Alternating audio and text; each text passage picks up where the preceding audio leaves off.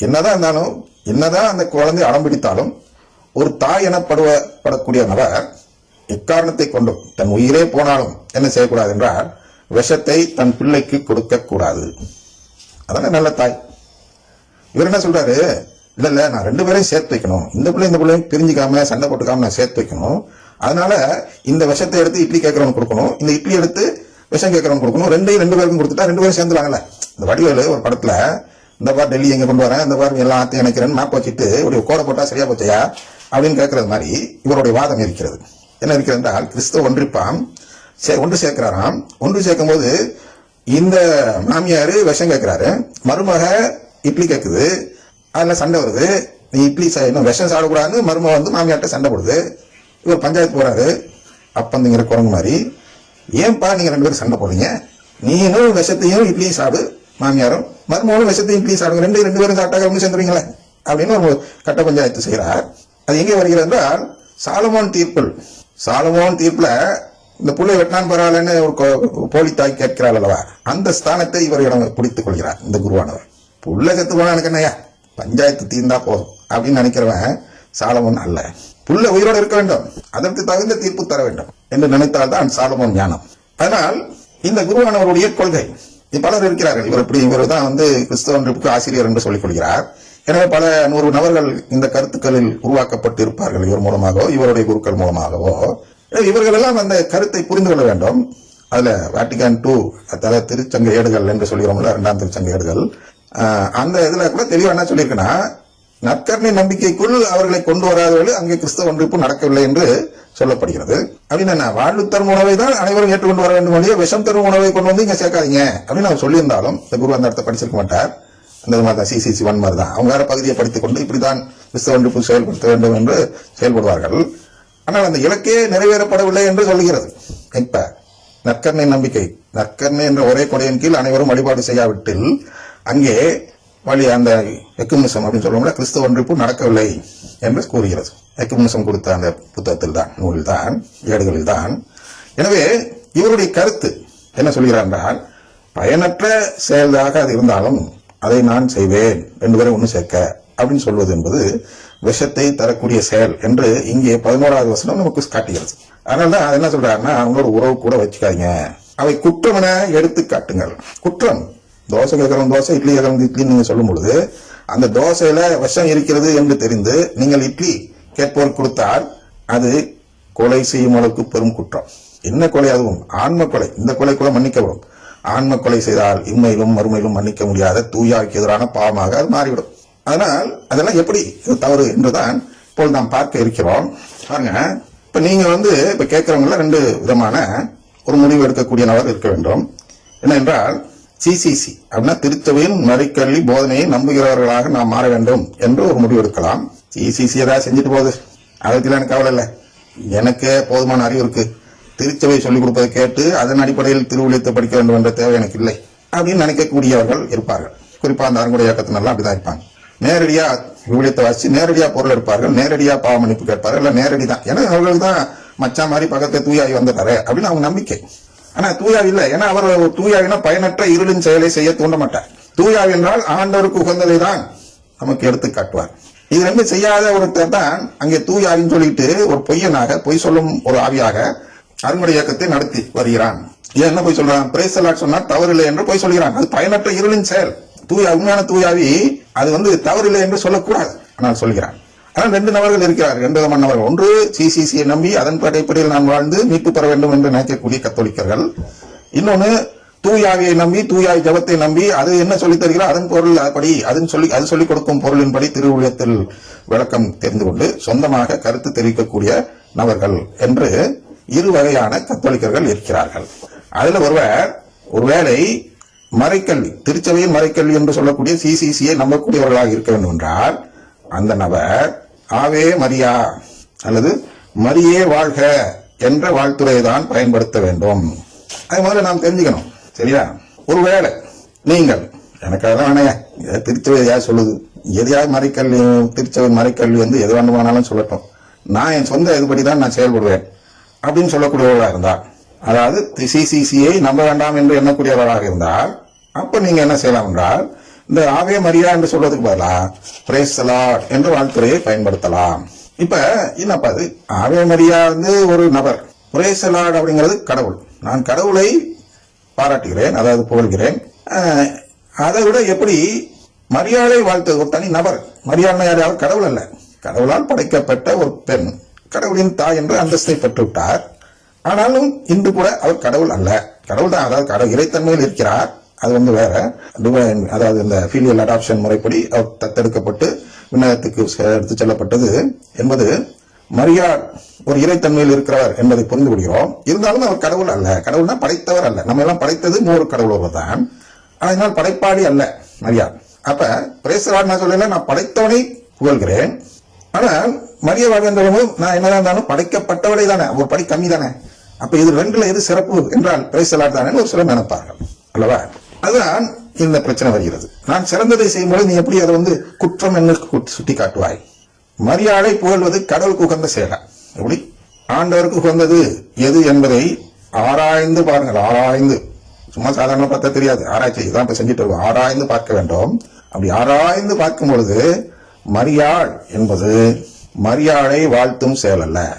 மரியே வாழ்க என்றால் இந்த இடத்துல மரியே என்பது திருச்சபையே என்று சொல்கிறது.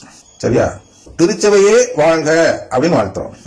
அப்ப அது எதை வாழ்த்துகிறது என்றால் மரியே என்ற சொல் என்பது திருச்சபையின் சின்னம், ஐகான் ஆஃப் த சர்ச் அப்படின்னு நம்ம மறைக்கல்வியெல்லாம் சொல்கிறது. அதாவது இறையியல் படிப்பவர்கள், குறிப்பாக மரியல் படிப்பவர்கள் சொல்லக்கூடிய கருத்து என்னவென்றால் Mary is the icon of the church. ஐகான்னா சின்னம், திருச்சபையின் சின்னமாக இருக்கும் வார்த்தை தான் மரியா. ஆனால் திருச்சபையை வாழ்த்துவது என்பது என்ன இருக்கு என்றால் கடவுளின் குடும்பத்தை வாழ்த்தும் செயலாக மாறுகிறது. எனவேதான் வாழ்த்து கூறும்பொழுது அதில் பலன் இருக்கிறதா, ஆண்டவருக்கு உகந்ததாக இருக்கிறதா என்று பார்த்து வாழ்த்து கூற வேண்டும். அதனால 2 யோவான் 10-11 பார்த்தீர்கள் என்றால் இது போன்று கூறுகிறார், உங்களிடம் வருவோர் இப்போதனையை ஏற்காதிருப்பின் அவர்களை உங்கள் இல்லத்திலும் ஏற்றுக்கொள்ள வேண்டாம். அது 10-11 என்ன சொல்லுதுன்னா, அவர்களுக்கு வாழ்த்தும் கூற வேண்டாம், அவர்களுக்கு வாழ்த்து கூறுவோர் அவர்களுடைய தீ செயல்களிலும் பங்கு கொள்கிறார்கள். நாம் ஒருவருக்கு வாழ்த்து கூறும்பொழுது அவருடைய தீ செயலில் நாம் பங்கெடுக்கிறதுக்கு வாய்ப்பு இருக்கிறது. அப்ப இந்த போதனை என்பது என்ன, சிசிசி போதனை. இந்த சிசிசி போதனை சொல்கிறது கடவுளின் குடும்பத்தை உருவாக்க தான் நம்ம எல்லாம் படைத்திருக்கிறார் என்பதுதான் இயேசு கொண்டு வந்த போதனை. அப்ப வேணா சிசிசி ஒரு முறை வாசித்து காட்டுகிறேன். God, infinitely perfect and blessed in himself, in a plan of sheer goodness, freely created man to make him share in his own blessed life. For this reason, at every time and in every place, God draws close to man. He calls man to seek him, to know him, to love him with all his strength. He calls together all men scattered and divided by sin into the unity of his family, the church. To accomplish this, when the fullness of time had come, God sent his Son as Redeemer and Savior. In his Son and through him, he invites men to become, in the Holy Spirit, his adopted children and thus heirs of his blessed life. ஆனால் நான் ஆங்கிலத்தில் படித்தேன், தமிழாக்கம் இப்போது கையில் இல்லை. இதில் நீங்கள் கவனிக்க வேண்டிய சில எளிதான ஆங்கில வார்த்தைகள் நான் மீண்டும் சொல்கிறேன். He calls அழைக்கிறார், all men அனைத்து மனிதர்களையும், into the unity of his family, the church. அப்படின்னா the family, the church அப்படின்னா கடவுளின் குடும்பம் என்ற அந்த திருச்சபைக்குள் இணைய அனைத்து மனிதர்களையும் அழைக்கிறார். அதே அடுத்த வசனத்துல in his son he invites men to become his adopted children. இதுக்கெல்லாம் உங்களுக்கு ஈஸியா புரியும். in his son அவர் தான் மக்கள் ஆண்ட வழியாக he invites men எல்லாரும் அழைக்கிறார் to become his adopted children. அவருடைய தத்தெடுக்கப்பட்ட பிள்ளைகளாக சேர வேண்டும் என்று நம்ம எல்லாம் அழைக்கிறார் என்று CCC1 கூறுகிறது. இதைதான் அவர்கள் இந்த மற்ற கிறிஸ்தவர்கள் இருக்கிறார்களா, கிறிஸ்தவ சபைகள், அவர்கள் இந்த போதனையை ஏற்றுக்கொள்வதில்லை. அதான் சொல்றார், உங்களிடம் வருவோர் இப்போதனையை ஏற்காதிருப்பின் அவர்களை உங்கள் இல்லத்திலும் ஏற்றுக்கொள்ள வேண்டாம் அப்படின்னு சொல்றார். ஏன் அப்படின்னு அடுத்து பார்ப்போம். அதுக்கு முன்பு என்ன போதனைங்கிறத இப்ப பார்த்தோம். என்ன போதனை ஏற்றுக்கொள்ளாதிருக்கிறார்கள் என்றால் கடவுளின் குடும்பம் இருக்கிறது என்ற போதனையை அவர்கள் ஏற்றுக்கொள்வது. அதான் CCC1 ஏற்றுக்கொள்வது என்றால் முதல்ல நாம் கடவுளின் குடும்பத்தில் சேரதான் படைக்கப்பட்டுள்ளோம் என்பதை ஏற்றுக்கொள்ள வேண்டும். இந்த ஏற்றுக்கொள்ளாதவர்கள் தான் என்ன செய்வார்கள் என்றால் பிரைஸ் தி லார்ட் சொல்வதில் என்ன தவறு இருக்கு என்று கேட்பார்கள். அவர் பிரைஸ் தி லார்ட் சொல்கிறவர் ஒருவர் உங்களிடம் வந்தால் உடனே நீங்க என்ன தெரிஞ்சுக்கணும்னா அவர்கள் இந்த போதனையை ஏற்றுக்கொள்ளாதவர்கள். ஏனென்றால் அவர்கள் இந்த குடும்பத்தை வாழ்த்துவோர் அல்ல. ஆவே மரியானா இந்த குடும்பத்தை, கடவுளின் குடும்பத்தை வாழ்த்தும் செயல் அப்படின்னா, நான் கடவுளின் குடும்பம் இருக்கிறது என்று நம்புகிறேன், CCC1 நம்புகிறேன் என்று சொல்லும் செயலாக அது இருக்கிறது. அதை நான் பிரைஸ் தி லார்ட் சொல்றேன் என்றால் நான் CCC1 நம்பாதவன், கடவுளின் குடும்பத்தை ஏற்றுக்கொள்ளாதவன், எல்லா கிறிஸ்தவரும் ஒண்ணுன்னு நினைக்கிறவன். அது எப்படி விஷமாக மாறியது? நான் சொன்னால ஒரு பிள்ளை விஷம் கேட்குது, ஒரு பிள்ளை திட்டிக்குதுன்னு. எது நமக்கு இந்த கடவுள் குடும்பத்தில் சேர உதவவில்லையோ அந்த செயல் எல்லாம் தான் விஷம் என்று வார்த்த வேண்டும். அதான் பயனற்ற இருளின் செயல் என்று எபேசியர் 5 அந்த 11 வாசி காட்டணும். உங்களுக்கு பயனற்ற இருளின் செயல்களை செய்பவர்களோடு உங்களுக்கு உறவு வேண்டாம். இங்க பவுல் சொல்கிறார், அங்க யோவான் சொல்கிறார். அவங்க எல்லாத்திலும் ஏற்றுக்கொள்ள வேண்டாம் அப்படின்னு சொல்றாரா. அடுத்தது அவர்களுக்கு வாழ்த்தும் கூற வேண்டாம் அப்படின்னு சொல்றாரு. அப்படி வாழ்த்து கூறினா அவங்களோட தீச்சல். எது தீச்சல்? இல்ல வாழ்த்து கூறுறது என்ன தீச்சல் இருக்கு? ஆமா, பிரைஸ் தி லார்ட் சொல்றது என்ன தீச்சல் இருக்கு அப்படின்னா, எனக்கு கடவுளின் உறவு வேண்டாம் என்று சொல்லக்கூடிய வாழ்த்துறையாக அது இருக்கிறது. எனவே நான் திருப்பி அந்த நபருக்கு நான் பிரைஸ் தி லார்ட் சொன்னேன்னா அவருடைய தீச்செயலாக இருக்கக்கூடிய அந்த வேண்டாம் என்று சொல்லக்கூடிய செயல், கடவுள் நமக்கு உறவு கொடுத்து அழைக்கிறார் அல்லவா, அந்த உறவு எனக்கு வேண்டாம் என்று கடவுளிடம், அதை கடவுளுக்கு எதிராக செயல்பட்டு கடவுளை இழிவுபடுத்தும் செயலாக மாறுகிறது. அப்படித்தான் ஆதாம் ஏவாள் அந்த சாவுத்தரும் கனியை புசிக்கும் பொழுது அது தீச்செயலாக மாறியது. என்ன தீமை, நன்மை தீமை அறிந்தவர்னா அதுதான் அந்த தீச்செயல். உறவு வேண்டாம் என்று சொல்லும் அடையாளமாக சாவுத்தரும் கனியை புசித்தார்கள். சரியா? அப்ப அவர்கள் வேண்டாம் என்று சொல்வது போல அவர்களுக்கு வாழ்த்து கூறும்பொழுது அவர்கள் செய்யக்கூடிய அந்த தீச்செயலிலும் நாமும் பங்கு கொள்கிறோம். பிரைஸ் தி லார்ட் யார் சொல்றா? யாரெல்லாம் கடவுளின் குடும்பத்தை நம்பவில்லையோ அவர்கள் எல்லாம் பயன்படுத்தக்கூடிய வாழ்த்துறை தான் பிரைஸ் தி லார்ட். அந்த நபர்களிடம் சென்று ஆவே மரியா சொல்லுங்க அவன் சொல்லுவானா? ஏன் சொல்ல மாட்டான்? ஏன்னா அவன் இதை நம்புறான். ஆவே மரியா சொன்னா நானும் சிலை வழிபாடு செய்தவனில் ஒருவனாக நான் மாறிவிடுவேன், அதனால எனக்கு வாழ்வு கிடைக்காமல் போயிடும் அப்படின்னு அவன் நம்புறான். மரிய வழிபாடு என்று அவன் நம்புகிறான். அதனால அவன் சொல்லவே மாட்டான். அதற்கு இணையான ஒரு வாழ்த்துறை, எதிர் வாழ்த்துறை. அதாவது எப்படி அவனுக்கு மரிய வாழ்க என்பது ஒரு கடவுளுக்கு எதிரான செயலோ, அது ஒன்று நமக்கு பிரைஸ் தி லார்ட் என்பது கடவுளுக்கு எதிரான செயல் என்று நாம் பார்க்க வேண்டும். ஏன்னா அந்த வாழ்த்துறை நம்ம உறவு கேட்காத நபர்களாக மாற்றிவிடுகிறது. அதனால் மரிய வாழ்க என்பது மேலும் பார்க்க போகும்போது எங்கே பார்க்கிறோம் என்றால் கலாத்தியர் 3:9 பார்த்தீங்கன்னா அவர் சொல்றார், ஆகவே நம்பிக்கை கொண்ட ஆபிரகாம் பெற்ற அதே ஆசியில் நம்பிக்கை கொள்வோரும் பங்கு பெறுவார். ஆபிரகாமுக்கு கடவுள் ஒரு ஆசி வழங்குகிறார். எங்க தொடக்க நூல் 12:3 ஆபிரகாமுக்கு கடவுள் ஒரு ஆசி வழங்குகிறார். அந்த ஆசி என்பது யாருக்கெல்லாம் பொருந்தும் என்றால் நம்பிக்கை கொண்டோர் அனைவருக்கும் பொருந்தும் அப்படின்னு சொல்றது கவனிங்க. ஆகவே நம்பிக்கை கொண்ட ஆபிரகாம் பெற்ற அதே ஆசியில் நம்பிக்கை கொள்வோரும் பங்கு பெறுவார். அப்ப இந்த நம்பிக்கை கொள்வோர் பட்டியலில் யார் வருகிறார் என்றால் அன்னை மரியாள். அன்னை மரியாளோட அதிகமான நம்பிக்கை வைத்தவர்கள் வேற யாரும் இல்லை. நம்பிக்கையின் காரணமாக தானே தனக்கு வேசி என்ற பெயர் வந்தாலும் பரவாயில்லை, நான் மீட்பரை சுமக்க தயார் என்று அவர் அங்கு அந்த இடத்தில் கபிரியேல் வானதூதரிடம் தெரியப்படுத்தினார். அதை விட பெரிய நம்பிக்கை வேற யாரிடமும் இல்லை என்பது உலக அறிந்தது, மற்ற சபைகளினர் கூட. ஆனால் அந்த அன்னை மரியாவை நம்ம வாழ்த்தும் போது நாம் அவருக்கு ஆசி கூறுகிறோம். எனவே அந்த அன்னை மரியா எப்படிப்பட்ட ஆசியை பெறுகிறார், ஆபிரகாம் பெற்ற ஆசி என்றால் என்ன என்பதை தெரிந்து கொள்ள நான் தொடக்க நூல் 12:3 போவோம். 12:2 வாசிக்கிறேன். உன்னை நான் பெரிய இனமாக்குவேன், உனக்கு ஆசி வழங்குவேன், உன் பெயரை நான் சிறப்புறச் செய்வேன், நீயே ஆசியாக விளங்குவாய். அது 2வது நம்பர். 3வது, உனக்கு ஆசி கூறுவதற்கு நான் ஆசி வழங்குவேன், உன்னை சபிப்போரை நானும் சபிப்பேன், உன் வழியாக மண் உலகின் மக்கள் இனங்கள் அனைத்தும் ஆசி பெறும். ஃபர்ஸ்ட் நீங்க அன்னை மரியாதை வச்சு பாருங்க. அன்னை மரியாதை வாழ்த்து கூறும்போது கடவுள் நம்மை வாழ்த்துகிறார், ஆசி கூறுகிறார். அப்படின்னா நம்மை மீட்பராக எடுக்கிறார். அன்னை மரியாளுக்கு வாழ்த்து கூற மறுக்கும்போது நம்மை மீட்கப்பட்டவர்களாக எடுக்கிறார். அதில் அன்னை மரியாளுக்கு வாழ்த்து கூற மறுப்பவர்களை அவர்கள் மீட்டெடுக்க மறுக்கிறார். அதான் ஆசி. அதான் சபிப்பேன், சபிப்போரை நானும் சபிப்பேன் அப்படின்னா சாபம்னா என்ன? அந்த இடத்துல உறவு பெறாநிலை. அவங்களுக்கு சாபம்னா நரகத்துக்கு போகுது. நமக்கு சாபம் என்றால் கடவுளின் உறவு கிடைக்காத நிலை. சரியா? அன்னை மரியாள் அவர்கள் இந்த வாழ்த்துறை எத்தகையோ என்று அஞ்சது போல் அந்த இடத்தில் உன்னை சபிப்போரை நானும் சபிப்பேன், உனக்கு ஆசி கூறுவேன் நானும் ஆசி கூறுவேன் சொல்றாரு அல்லவா?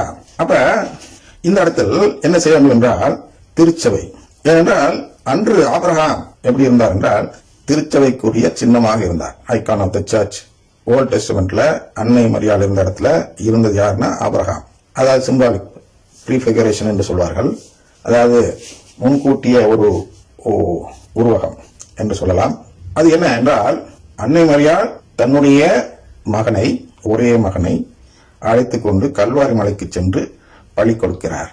இதை உருவகமாக்கிதான் ஆபிரகாமிடம் அதே பரீட்சையை வைக்கிறார், சோதனை வைத்து, நீ உன் குழந்தையை அழைத்துக் கொண்டு போய் எனக்கு பலி கொடு என்று கேட்கும் பொழுது ஆபிரகாமும் அன்னை மரியாள் அளவுக்கு நம்பிக்கை கொண்டவராக இருந்து தன் குழந்தையை அழைத்துக் கொண்டு போய் பலி தருவதை பார்க்கிறோம். கடைசி நேரத்தில் வானத்துவதை காப்பாற்றாத வருஷம். ஆனா இவருடைய மனதில் நம்பிக்கை இருந்ததா இல்லையா? அப்ப அதே நம்பிக்கை கொண்ட இரு நபர்கள். அதில் முன்னாடி இருந்தவர் ஆபிரகாம் என்றால் அவர் பழைய ஏற்பாட்டு காலத்தில் ஐகான் ஆஃப் த சர்ச், கடவுளின் குடும்பத்தில் சின்னமாக இருந்தவர் ஆபிரகாம். அன்னை மரியாள் வரும் வரை, அன்னை மரியாள் வந்ததும் அந்த பதவி என்பது அன்னை மரியாளுக்கு சென்றது.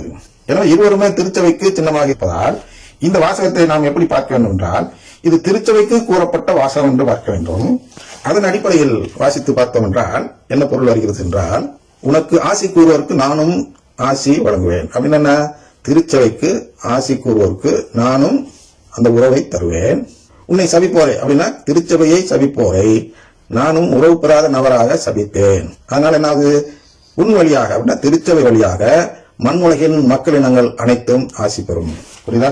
ஏன் ஆண்டவர் ஆபிரகாமிடம் இந்த ஆசியை வழங்கினார் என்றால், இது ஆபிரகாமுக்கு அல்ல, அன்னை மரியாளுக்கும் அல்ல. இது யாருக்காக கொடுக்கப்பட்ட வாக்குறுதி என்றால் திருச்சபைக்காக கொடுக்கப்பட்ட வாக்குறுதி. அப்படின்னா கடவுளின் குடும்பத்தை உருவாக்கதான் அனைத்தையும் படைத்தார் என்று CCC 1 கூறுகிறார் அல்லவா? அதை வைத்து பார்க்கும்பொழுது இந்த இடத்தில் கடவுள் என்ன சொல்கிறார் என்றால், இந்த குடும்பத்தை ஆசீர்வதிப்பவர்கள் இருந்தால் அவர்கள் இந்த குடும்பத்தில் சேர்க்கப்படுவார்கள். இந்த குடும்பத்தை நம்பாதவர்களாக இருந்தால் அவர்கள் இந்த குடும்பத்தில் சேர்க்கப்பட மாட்டார்கள். அதான் சொல்ல வருகிறார். மீண்டும் 2ல இருந்து வாசி காட்டுகிறேன், நீங்கள் பொருத்தி பாருங்கள். உன்னை நான் பெரிய இனமாக்குவேன். அப்ப திருச்சபையை இன்று பெரிய இனமாக மாற்றி இருக்கிறார். உனக்கு ஆசி வழங்குவேன் அப்படின்னா திருச்சபை ஆசி வழங்கி, திருச்சபைக்கு ஆசி வழங்கியிருக்கிறார். உன் பெயரை நான் சிறப்புறச் செய்வேன். அப்ப ரோமன் கத்தோலிக்க திருச்சபை என்ற பெயர் இன்று சிறப்பு பெற்று இருக்கிறது. நீயே ஆசியாக விளங்குவாய். ஆனால் இதில் சேர்வதே நமக்கு ஆசியாக, அதாவது கடவுளின் குடும்பத்தில் சேரக்கூடிய தகுதியை பெற்ற நிலையாக இருக்கிறது. 3ஆம் நம்பர் என்ன சொல்லுது என்றால், உனக்கு ஆசி கூறுவோருக்கு நான் ஆசி வழங்குவேன். அப்படின்னா திருச்சபைக்கு ஆசி கூறுவோருக்கு நான் ஆசி வழங்குவேன். அப்ப ஆவே மரியாள் என்று சொல்லும் பொழுது நமக்கு திருச்சபைக்கு ஆசைக்குரிய நபர் என்ற அந்தஸ்து பெற்று என்ன நடக்கிறது என்றால், கடவுளின் ஆசி வழங்கப்படக்கூடிய அந்த உறவும் கிடைக்கக்கூடிய நபராக நாம் மாறுகிறோம். உன்னை சபிப்போரை அப்படின்னா திருச்சபை சபிப்பவர்கள் அப்படின்னா கடவுளின் குடும்பத்தை ஏற்றுக்கொள்ளாதவர்கள். சபிக்கிறவங்க கூப்பிட்டு சாபம், நான் கடவுள் குடும்பத்தை நம்பல அப்படின்னு சொல்லக்கூடியவர்கள் தான் பிரேசலா சொல்வதில் தவறில்லை என்று சொல்லக்கூடியவர்கள். அவர்கள் எல்லாம் கடவுள் திருச்சபையை சபிக்கிறார்கள். திருச்சபைக்குள்ள இருந்துட்டே திருச்சபையில மீட்புள்ளன்னு சொல்லக்கூடியவர்களாக இருக்கிறார்கள். அதை பத்மான்ஸ் பார்த்தோம் இல்லையா, மீட்புள்ளன்னு வெளியே அனுப்பப்பட்டார். அப்ப அந்த பத்மான்ஸ் பாட்டு பாடுறவங்க அந்த சபிப்பவர் பட்டியலில் சேர்ந்து கொள்கிறார்கள், பத்மான்ஸுடைய தீச்செயலில் பங்கெடுக்கக்கூடியவர்கள். எனவே உன்னை சபிப்போரை நானும் சபிப்பேன் அப்படின்னா திருச்சபை வேண்டாம் என்று சொன்னார், கடவுள் குடும்பம் வேண்டாம் என்று சொன்னார், CCC 1 நம்பவில்லை என்றால் அது திருச்சபையை சபிக்கும் செயலாகும். அப்ப அவங்கள நானும் சபிப்பேன் கடவுள் சொல்ற என்னன்னா, அவர்களுக்கு நான் உறவு தர மாட்டேன். ஆனால் என்னது, உன் வழியாக அப்படின்னா திருச்சபையின் வழியாக மண் உலகின் மக்களினங்கள் அனைத்தும் ஆசி பெறும். அப்படின்னா திருச்சபையின் வழியாக தான் மண் உலகின் மக்களினங்கள் அனைத்துக்கும் உறவு கிடைக்கும், கடவுளின் குடும்பத்தில் உறவு கிடைக்கும். சரியா? இதெல்லாம் வச்சுதான் எங்க வருகிறோம் என்றால், அதே அந்த எபேசியர் 5 பார்த்தோம் அல்லவா, 10-11 ஆண்டவருக்கு உகந்தது எது என்பதை ஆராய்ந்து பாருங்கள். ஆராய்ச்சி பண்ணி பார்த்தோம். ஆண்டவர் உகந்தது ஆவே மரியா. பயனற்ற இருளின் செயல்களை செய்கிறார்கள். அப்ப பயனற்ற இருளின் செயல் எது? பிரேசலா சொல்றதுனால நமக்கு இன்னும் அவர் வாக்குறுதி எல்லாம் கொடுக்கல. திருச்சபை என்ன புகழ்ந்தால் உனக்கு நான் ஆசி வழங்கன்னு சொல்லல. ஆபிரகாமே போக வேண்டும் என்றால் திருச்சபையை நீங்க வாழ்த்து கூற வேண்டும். திருச்சபை வேணான்னு சொல்லிட்டு நீங்க என்கிட்ட பிரேசலான்னு சொன்னீங்கன்னா அதெல்லாம் பலன் தர. ஆனா பயனற்ற, அது எப்படிப்பட்ட செயல்? பயனற்ற இருளின் செயல்கள். ஒளினாங்க இந்த உறவு பெற்ற நிலை தான் ஒளி பெற்ற நிலை. அட்லீஸ்ட் அதுக்கான வழி தெரிஞ்சிட்டால் நீங்க ஒளியின் மக்கள். உறவு பெறுவதற்காக நாம் வாழ்றோம் என்று யாரெல்லாம் தெரிந்து கொள்கிறார்கள், அதாவது CCC 1 யாரெல்லாம் நம்புகிறார்களோ அவர்கள் எல்லாம் ஒளியின் மக்கள். இது அறியாதவர்கள் அனைவரும் இருளின் மக்கள். அறியாமல் தான் இருள், அறிவு பெறுவதுதான் ஒளி. ஆனால் மீட்பின் வழி எது என்று அந்த அறிவை பெற்றவர்கள் ஒளியின் மக்கள், அது அறியாதவர்கள் இருளின் மக்கள். அது அறியதில் அக்கறை காட்டாதவர்கள் தேடுங்கள் கண்டறிவர்கள் என்று சொல்வது போல் அதை தேடி பார்க்காதவர்கள் இருளில் இருப்பார்கள். அது கண்டடைஞ்சாதானே தட்டுறோம், அப்புறம் கேட்கிறோம், அப்புறம் கேளுங்கள் கொடுக்கப்படுங்கிறதெல்லாம் வருது. ஆனால் ஆரம்பத்திலேயே இருளின் மக்களாக இருக்கக்கூடியவர்கள் யார் என்றால் பிரேசலாட் சொல்வதில் தவறில்லை என்று சொல்றோம். பாருங்க, அது பயனற்ற இருளின் செயல், அது குற்றமென அவர்களுக்கு எடுத்து சொல்லணுங்கிறார். அவை குற்றம் என எடுத்து காட்டுங்க அப்படிங்கிறார். அப்ப குற்றம், அது குற்றம், பயனற்ற இருளின் செயல் தான் பிரைசலாட். அதை மீண்டும் மீண்டும் சொன்னால் அது குற்றம். அப்படி குற்றம் மீண்டும் மீண்டும் செய்ய நீங்கள் ஆவல் கொண்டிருந்தால் நீங்கள் திருச்சபையை சபிப்பவர்களாக மாறி கடவுளின் சாபத்தை பெறக்கூடியவர்களாக மாறிவிடுவீர்கள் என்றுதான் இப்போ தொடக்க நூல் 12:3 பார்த்தோம் அல்லவா, 2:3. எனவே பயனற்ற இருளின் செயல்களை செய்கிறவர்களோடு உங்களுக்கு உறவு வேண்டாம். அதான் சொல்றார், அவை குற்றம் என எடுத்து காட்டுங்கள். அவர்கள் மறைவில் செய்பவற்றை சொல்லக்கூட வெட்கமாக இருக்கிறது. பாருங்க, மறைவில் என்ன செய்கிறார்கள்னா இதைதான் செய்யறான். கடவுள் குடும்பம் வேண்டாம்னு சொல்றான். மறைவில் போய் ஒழிஞ்சிட்டு ரூம்ல சொல்ற மறைவை சொல்லல, இம்ப்ளாய்டு அப்படின்னு சொல்லுவோம் ஆங்கிலத்தில். மறைமுகமாக வெளிப்படையாக இல்லாமல் உள்பொருள் வைத்து சொல்வது.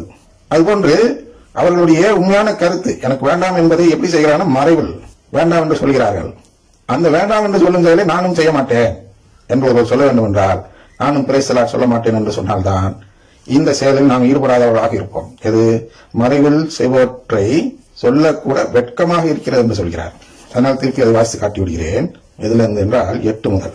ஒரு காலத்தில் இருளாய் இருந்த நீங்கள், இப்ப பாருங்க, இப்ப யாரெல்லாம் மனம் மாறிட்டீங்களோ அவங்களுக்கு சொல்ற, யாரெல்லாம் நம்ம பிரைசலாட் சொல்ல மாட்டேன் மரிய வாழ்க்கை தான் சொல்ல போறேன் என்று யாரெல்லாம் சொல்கிறோம் அவர்கள் சொல்கிறார், ஒரு காலத்தில் இருளாய் இருந்த நீங்கள் இப்போது ஆண்டவரோடு இணைந்து ஒளியாய் இருக்கிறீர்கள். இந்த இணைந்து, ஆண்டவரோடு இணைந்து என்றால் அவர் குடும்பத்தில் இணைந்து ஒளியாய் இருக்கிறீர்கள். ஆகவே ஒளி பெற்ற மக்களாக வாழுங்கள். ஒளி பெற்ற மக்களுக்கு அடையாளம் என்ன?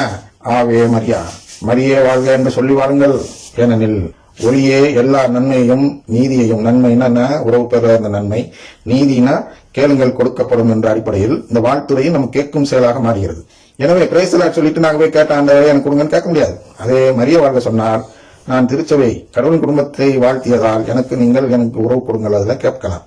அதனால நன்மையையும் நீதியையும் உண்மையையும், உண்மை என்ன, உண்மையிலேயே கடவுள் குடும்பம் இருக்கிறது, அதற்காக நம்மை படைத்தார், அதான் CC1, அதான் உண்மை, உண்மையையும் விளைவிக்கிறது. அந்த ஒளிதான் இதெல்லாம் கொடுக்கும். அடுத்த 10, ஆண்டவருக்கு உகந்தது எது என ஆராய்ந்து பாருங்கள். பயனற்ற இருளின் செயல்களை செய்கிறவர்களோடு உங்களுக்கு உறவு வேண்டாம். அவை குற்றமென எடுத்து காட்டுங்கள். அவர்கள் மறைவில் செய்பவற்றை சொல்லக்கூட வெட்கமாக இருக்கிறது.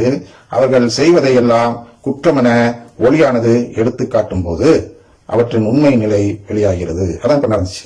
13 இருக்கு இல்லையா, அவர்கள் செய்வதையெல்லாம் குற்றமென ஒளியானது எடுத்து காட்டியது. இப்ப நமக்கு ஒளி தூயாவியான, உண்மையான தூயாவியானவர், அந்த உறவு தரும் தூயாவியானவர் நமக்கு இந்த விளக்கங்களை தந்து நமக்கு எடுத்து காட்டியிருக்கிறார். அப்படி காட்டும்போது அவற்றின் உண்மை நிலை வெளியானது. அவ்வாறு தெளிவாக்கப்படுவதெல்லாம் ஒளிமயமாகிறது. அதனால இப்ப நாம் ஒளிமயம், இது புரிந்துகிட்டோம்னா நாம் ஒளிமயமாகிவிட்டோம். அதுல என்ன ஆயிட்டோம், தூங்குகிறோம், தூங்கி இருந்த நாம் விழித்தெழுந்து விட்டோம், இறந்தவனாக இருந்த நாம் உயிர் பெற்று விட்டோம், கிறிஸ்து நம் மீது ஒளி தருவார். திருப்பி அதை வாசிட்டு முடிக்கிறேன். அவ்வாறு தெளிவாக்கப்படுவதெல்லாம் ஒளிமயமாகிறது. ஆதலால் தூங்குகிறவனே விழித்தெழு, இறந்தவனே உயிர் பெற்றெழு, கிறிஸ்து உன் மீது ஒளிந்தெழுவார் என்று கூறப்பட்டுள்ளது. ஆமென்.